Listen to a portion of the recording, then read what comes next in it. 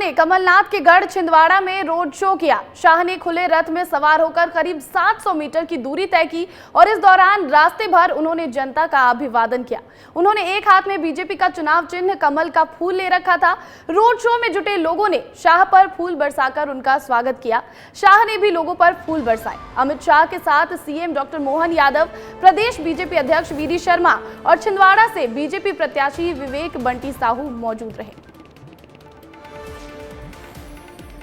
गुना के शिवपुरी में केंद्रीय मंत्री ज्योतिरादित्य सिंधिया ने अपना नामांकन दाखिल किया। सिंधिया के नामांकन रैली में मुख्यमंत्री डॉक्टर मोहन यादव, पूर्व मुख्यमंत्री शिवराज सिंह चौहान और प्रदेश अध्यक्ष वी डी शर्मा मौजूद रहे। नामांकन दाखिल करने से पहले ज्योतिरादित्य सिंधिया ने प्रसिद्ध मंदिर हनुमान टेकरी में जाकर पूजा अर्चना की। बीजेपी ने गुना में रैली के जरिए शक्ति प्रदर्शन भी किया। गुना में सीएम डॉक्टर मोहन यादव ज्योतिरादित्य सिंधिया की नामांकन रैली में शामिल हुए। सीएम ने जनसभा को संबोधित करते हुए कहा कि आज जैसा जन सैलाब गुना के शिवपुरी तक उमड़ा है और जिस प्रकार जनता ने ज्योतिरादित्य सिंधिया का स्वागत किया है, इससे हमने आज महाराज का जलवा भी देख लिया। ये इस बात का भी एहसास करा रहा है कि हमारी जीत कैसी होगी। यहाँ चारों ओर देखकर ऐसा लग रहा है कि कमल ही खिलेगा। बीजेपी ऐतिहासिक जीत की ओर बढ़ेगी और हम इस बार 29 की 29 सीटें जीतेंगे। गुना के शिवपुरी में आज केंद्रीय मंत्री ज्योतिरादित्य सिंधिया ने अपना नामांकन दाखिल किया। इस दौरान सिंधिया भावुक हो गए। उन्होंने कहा कि जिस धरती ने बीज के रूप में मेरी आजी अम्मा को पूर्ण समर्थन दिया, जिस धरती ने मेरे पूज्य पिताजी को आशीर्वाद दिया, आज उसी धरती पर मैं आपके सामने खड़ा हूं। आपके आशीर्वाद के लिए उसी जनसंघ के बीजेपी के झंडे के नीचे खड़ा हूं। सिंधिया परिवार की तीसरी पीढ़ी आपके आशीर्वाद के लिए आई है। सिंधिया परिवार आपके सुख में आए ना आए, पर दुख की घड़ी में हमेशा आपके साथ खड़ी हुई नजर आई है। पूर्व मुख्यमंत्री शिवराज सिंह चौहान गुना के शिवपुरी में सिंधिया की नामांकन रैली में शामिल हुए और इस दौरान शिवराज सिंह ने कहा कि मैंने सिंधिया जैसा जिद्दी नेता नहीं देखा है। जब मैं मुख्यमंत्री था तो वो काम के लिए प्राण खा जाते थे। ये ऐसे जिद्दी नेता हैं जिसने कमलनाथ ने जब जनता के विकास का काम नहीं किया तो उनकी सरकार ही गिरा दी। शिवराज सिंह ने कांग्रेस पर निशाना भी साधा और उन्होंने कहा कि कांग्रेस नेताओं की बुद्धि बिगड़ गई है। कांग्रेस में इस समय भगदड़ की स्थिति है। तो ज्योतिरादित्य सिंधिया की नामांकन रैली में पहुंचे प्रदेश अध्यक्ष वी डी शर्मा ने कहा कि बीजेपी के कार्यकर्ता हमारी पार्टी की ताकत हैं। प्रधानमंत्री मोदी के नेतृत्व में इस चुनाव में हमारे कार्यकर्ता एक सैनिक के तौर पर काम कर रहे हैं। पीएम ने संकल्प दिलाया है कि हर बूथ पर 370 नए मतदाता हमें जोड़ना है और इसी संदेश के साथ हमें इस संकल्प को पूरा करना है। उन्होंने कहा कि आज हम मोदी जी के नेतृत्व में मध्य प्रदेश की 29 सीटें ऐतिहासिक मतों से जीत रहे हैं। तो वहीं दूसरी ओर ज्योतिरादित्य सिंधिया के नामांकन को लेकर कांग्रेस ने तंज कसा है। कांग्रेस प्रवक्ता विवेक त्रिपाठी ने कहा कि ज्योतिरादित्य सिंधिया के खिलाफ यादव समाज में काफी नाराजगी है। उन्होंने कहा कि मुख्यमंत्री मोहन यादव का यादव समाज में कोई इम्पैक्ट नहीं पड़ेगा और यादव समाज का वोटर कांग्रेस के साथ जाएगा। विवेक त्रिपाठी ने कहा कि ज्योतिरादित्य सिंधिया के रोड शो और शक्ति प्रदर्शन से कांग्रेस के वोटर में कोई असर पड़ने वाला नहीं है। मध्य प्रदेश के पूर्व मुख्यमंत्री दिग्विजय सिंह ने आज दुर्गा अष्टमी के विशिष्ट मुहूर्त में राजगढ़ से लोकसभा चुनाव के लिए अपना नामांकन दाखिल किया। दिग्विजय सिंह ने साधारण तरीके से सिर्फ 5 लोगों के साथ अपना नामांकन फॉर्म जमा किया, जिसमें दिग्विजय सिंह, उनकी पत्नी अमृता सिंह, अधिवक्ता, एक मजदूर और एक किसान शामिल थे। एक और जहां प्रत्याशियों के नामांकन दाखिले में कांग्रेस के सभी बड़े नेता पहुंच रहे हैं, तो वहीं दिग्विजय सिंह के नामांकन से कांग्रेस के सभी बड़े चेहरे नदारद रहे। दिग्विजय सिंह ने कहा कि ये उनका आखिरी चुनाव। पांढुर्णा के गुजरी बाजार में पूर्व मुख्यमंत्री कमलनाथ ने जनसभा की। इस दौरान कमलनाथ ने जनसभा को संबोधित करते हुए कहा कि हमारे आदिवासी विधायक के घर में 3 घंटे छापा डला। ये बेचारा घर पे क्या लेकर रखे गए, इसके पास कौन सी संपत्ति है, और मैं तो ये कहता हूँ कि मेरी जिंदगी की सबसे बड़ी संपत्ति तो आप लोग हैं। कमलनाथ ने ये भी कहा कि मैं फर्जी घोषणाएं, गारंटी वारंटी और झूठ बोलने पर विश्वास नहीं करता। मैं तो पक्का वचन देता हूं और उसे पूरा भी करता हूं। कमलनाथ की जनसभा में कांग्रेस की एक तरफा माहौल देखने को मिला। छिंदवाड़ा लोकसभा सीट से प्रत्याशी विवेक बंटी साहू ने कहा कि इस बार छिंदवाड़ा की जनता ने बदलाव का मन बना लिया है। इसके साथ ही छिंदवाड़ा में कमलनाथ की ओर से जो सियासत खेली जा रही है उसका जवाब भी जनता देगी। विवेक बंटी साहू ने कमलनाथ पर आरोप लगाते हुए कहा कि जो आरोप कमलनाथ लगा रहे हैं उससे कहीं गंभीर आरोप हम भी लगा सकते हैं, लेकिन हम गंदी राजनीति नहीं करते।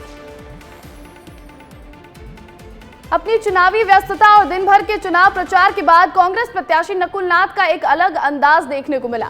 देर रात नकुल नाथ बाजार पहुंचे, जहां उन्होंने आइसक्रीम खाई और लोगों से बातचीत की। वैसे ये पहला मौका नहीं है जब ऐसी कोई तस्वीर निकलकर सामने आई हो। चुनाव प्रचार के दौरान नकुल नाथ का पोहा खाते वीडियो भी खूब वायरल हुआ था। मध्य प्रदेश के पूर्व मुख्यमंत्री शिवराज सिंह चौहान ने सीधी के महुआ गांव में आम सभा की। इस दौरान उन्होंने रोड शो भी किया। इस रोड शो में मामा से मिलने को लोगों की भीड़ उमड़ पड़ी। आदिवासी बहुल क्षेत्र में आम सभा और रोड शो करते हुए शिवराज सिंह ने लोगों से बीजेपी के पक्ष में वोट डालने की अपील की। शिवराज सिंह ने कहा कि सीधी के विकास में कोई कसर नहीं छोड़ूंगा। इस दौरान शिवराज सिंह ने कांग्रेस पर हमला बोला। उन्होंने कहा कि कांग्रेस की मति पर मंथरा बैठ गई है। अमेठी से राहुल गांधी और रायबरेली से सोनिया गांधी चुनाव नहीं लड़ रहे हैं और कुछ को जबरदस्ती लड़वाया जा रहा है। तो रायगढ़ में सीएम विष्णुदेव साय ने जनसभा को संबोधित किया। सीएम ने छत्तीसगढ़ के नेता प्रतिपक्ष डॉक्टर चरणदास महंत और भूपेश बघेल को आड़े हाथों लिया। उन्होंने कहा कि चरणदास ने पीएम मोदी का सर फोड़ने के लिए कहा था। नेता प्रतिपक्ष के मुंह से ऐसी बातें शोभा नहीं देती। साथ ही भूपेश बघेल की भाभी सीमा बघेल के बीजेपी ज्वाइन करने पर उन्होंने कहा कि जो घर नहीं जोड़ पाया वो लोकसभा क्या जोड़ेगा। छत्तीसगढ़ के मुख्यमंत्री विष्णुदेव साय आज सरायपाली से बीजेपी प्रत्याशी रूप कुमारी चौधरी के समर्थन में जनसभा को संबोधित किया। मुख्यमंत्री ने कहा कि लोकसभा चुनाव का शंखनाद हो चुका है। 26 अप्रैल को सांसद चुनना है। नरेंद्र मोदी की तीसरी बार नरेंद्र मोदी को प्रधानमंत्री बनाना है। और सीएम ने कांग्रेस पर निशाना साधते हुए कहा कि कांग्रेस को सबक सिखाना है। इन्होंने 5 साल तक जनता को ठगने का काम किया है। कांग्रेस डूबता हुआ जहाज है, उसको पूरी तरह डुबाना है और 11 की 11 सीट बीजेपी को जिताना है। रायपुर में एक बार फिर कांग्रेस और बीजेपी के बीच कार्टून वॉर देखने को मिला है, जहां दोनों ही पार्टियों के दिग्गज नेताओं के बीच मेरी मर्जी को लेकर खींचातानी की झलक देखने को मिल रही है। छत्तीसगढ़ कांग्रेस ने सोशल मीडिया पर पोस्ट करते हुए ईडी छापा वादा खिलाफी को लेकर पीएम मोदी पर हमला बोला है। पोस्ट में एक वीडियो में पीएम मोदी और राहुल गांधी का वीडियो शेयर किया गया है, जिसका कैप्शन तेरी मर्जी नहीं चलेगी दिया गया है। वहीं बीजेपी भी लगातार कांग्रेस प्रत्याशियों के कार्टून जारी कर उन पर हमला बोल रही है। खजुराहो से इंडिया गठबंधन का समर्थन मिलने के बाद ऑल इंडिया फॉरवर्ड ब्लॉक के प्रत्याशी राजा भैया का बयान सामने आया है। उन्होंने कहा कि क्षेत्र में परिवर्तन की लहर है और इस बार जनता परिवर्तन के मूड में है। राजा भैया ने कहा कि इंडिया गठबंधन की सपा प्रत्याशी का आवेदन फॉर्म निरस्त होने के बाद ये लोग एक अच्छे प्रत्याशी की तलाश में थे। आला नेताओं ने मंथन के बाद मुझे उपयुक्त समझा और समर्थन दिया।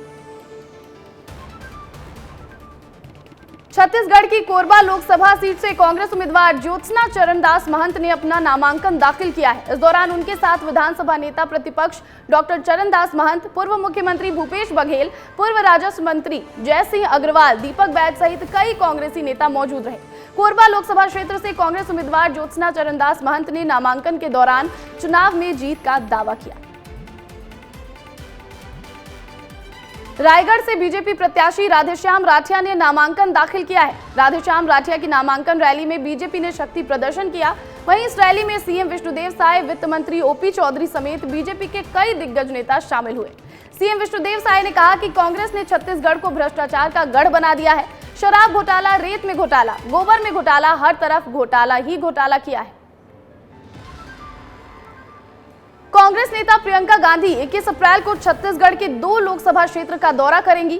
छत्तीसगढ़ दौरे के दौरान प्रियंका गांधी राजनांदगांव और कांकेर में जनसभा को संबोधित करेंगी। राजनांदगांव से प्रत्याशी भूपेश बघेल और कांकेर के बीरेश ठाकुर के पक्ष में वोट मांगेंगी। प्रियंका से पहले राहुल गांधी भी छत्तीसगढ़ का दौरा कर चुके हैं। भिंड दतिया लोकसभा क्षेत्र के कांग्रेस प्रत्याशी फूल सिंह बरैया ने आज अपना नामांकन दाखिल किया। फूल सिंह बरैया की नामांकन रैली में उप नेता प्रतिपक्ष हेमंत कटारे, राकेश सिंह चतुर्वेदी, डॉक्टर गोविंद सिंह, दतिया विधायक राजेंद्र भारती मौजूद रहे। कलेक्ट्रेट में प्रत्याशी समेत कुल 5 लोगों को ही पहुंचने की अनुमति दी गई थी और इस दौरान सुरक्षा व्यवस्था के कड़े इंतजाम किए गए थे। कलेक्ट्रेट परिसर में 4 पहिया वाहनों के प्रवेश पर भी प्रतिबंध था।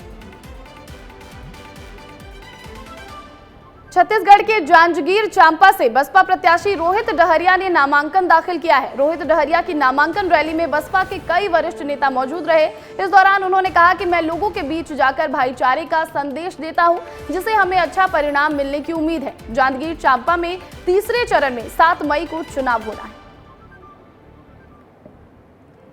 बिलासपुर में कांग्रेस प्रत्याशी देवेंद्र यादव के खिलाफ उनकी ही पार्टी के विष्णु यादव ने पर्चा भरा है और चुनाव लड़ने की घोषणा कर दी है। देवेंद्र यादव ने विष्णु यादव के नामांकन भरने को लेकर कहा कि राजनीतिक दांव पेच है और सियासत में ये सब चलता रहता है। बीजेपी के नेता और मंत्रियों पर देवेंद्र यादव ने इस दौरान निशाना साधते हुए कहा कि वहां भी पार्टी के बड़े पदाधिकारी छोटे पदाधिकारी को काटने में लगे हैं। वो बात किसी के सामने नहीं आ रही है। बाहरी होने के सवाल पर उन्होंने कहा कि वे बिलासपुर से दूर नहीं है। साथ ही कहा कि बिलासपुर वालों ने उन्हें अपना लिया है और देवेंद्र यादव ने यह कहा कि जो मुद्दा है वो सुलझा लिया जाएगा।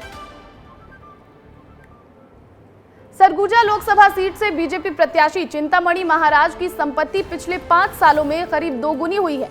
वहीं 10 सालों में चिंतामणि महाराज की कुल संपत्ति 18 गुना बढ़ी है। चिंतामणि महाराज ने सोमवार को मुहूर्त के मुताबिक नामांकन का एक सेट जमा किया है। वहीं शक्ति प्रदर्शन के साथ 19 अप्रैल को वो अपना नामांकन दाखिल करेंगे और नामांकन पत्र के साथ शपथ पत्र में चिंतामणि महाराज ने खुद और परिवार की चल अचल संपत्ति की घोषणा की है, जिसका बाजार मूल्य उन्होंने 4,12,38,000 रुपए से अधिक बताया है।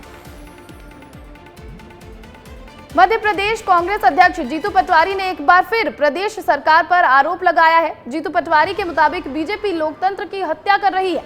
मध्य प्रदेश में पूरी बीजेपी धन बल का किसी तरीके से उपयोग कर रही है, ये जग जाहिर है। जीतू पटवारी ने कहा कि छिंदवाड़ा में जो हुआ वो बीजेपी के हार के डर को दिखाता है।